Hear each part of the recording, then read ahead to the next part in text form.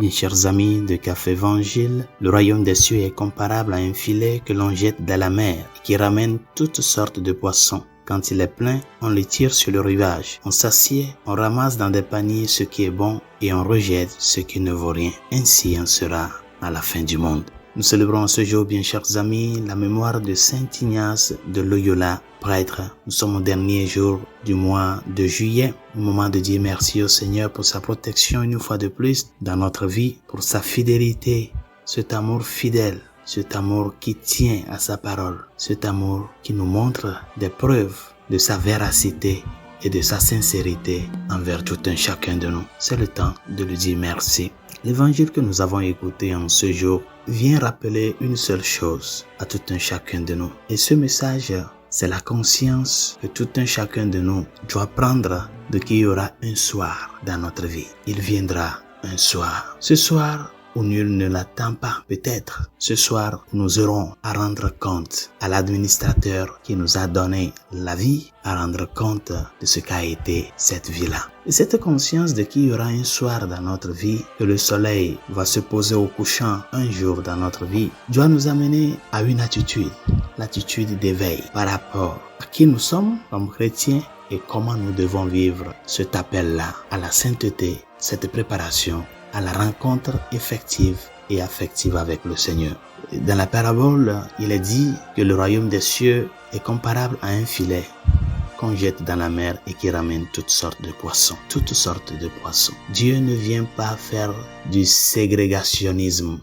Il vient nous appeler à tous. Et c'est pour cela, rappelez-vous bien, la parabole des noces que le roi a préparée pour son fils.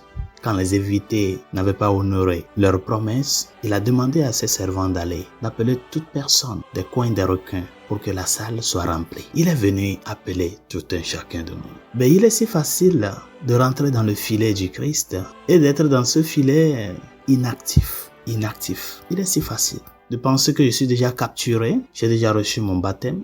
J'ai fait ma première communion. D'ailleurs, c'est un cardinal qui m'a baptisé. D'ailleurs, c'est un cardinal ou même le pape qui m'a donné la confirmation. Et puis, on peut se tranquilliser la conscience comme si nous sommes déjà dans des mers sûres. Bien sûr que nous sommes dans des mers sûres, étant avec le Seigneur. Mais l'évangile de ce jour nous rappelle que la vie du royaume, la vie de l'appelé du Christ, n'est pas une vie de passivité, mais plutôt d'être actif par rapport à l'appel qu'on a reçu. Mon frère, ma sœur, ne sois pas passif dans ta vie comme chrétien. Ne sois pas inactif. Ne te dis pas, moi je suis déjà avec le Seigneur. N'oublie pas que comme lui-même il a dit, mon Père est à l'œuvre et moi aussi je suis constamment à l'œuvre. Dans la parabole des ouvriers appelés à la vigne, c'est ça.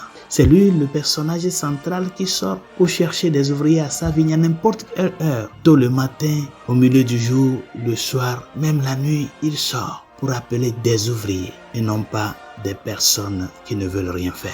Ne l'oublions pas. On n'est pas chrétien pour être stérile, on est chrétien pour être fécond. Cette fécondité, elle est importante dans la vie chrétienne. Tout le monde, peu importe notre situation, nous sommes appelés à être féconds parce que c'est par leurs fruits. C'est par les fruits que vous portez qu'ils sauront que vous êtes mes disciples. Il y aura un soir, chers amis, et ce soir-là, nous aurons à être jugés sur comment a été notre vie, notre appartenance au Christ. Mets-toi au travail. Mets-toi au travail. Fais un examen de conscience sur ta personne. Comment tu vis ton état de vie comme baptisé? Regarde les défis sociaux qui sont autour de toi. Comment est-ce que tu portes cette lumière-là de ta foi? Dans la sincérité, dans l'honnêteté et dans l'engagement de porter la vérité là où il y a le mensonge. Ne restons pas inactifs dans notre vie. Parce que cette inactivité ou ce silence complice peut coûter la vie à tant de personnes. Et sur ça, le Seigneur nous aura à demander des comptes. Nous sommes dans le filet, nous qui sommes avec le Christ, mais travaillons pour que notre être comme chrétien parvienne aussi à paraître dans nos œuvres. Que nous ne soyons pas seulement avec lui, mais que nos œuvres aussi fassent paraître que nous sommes des disciples du royaume. Que sa grâce nous y aide. Bonne journée, Dieu vous bénisse.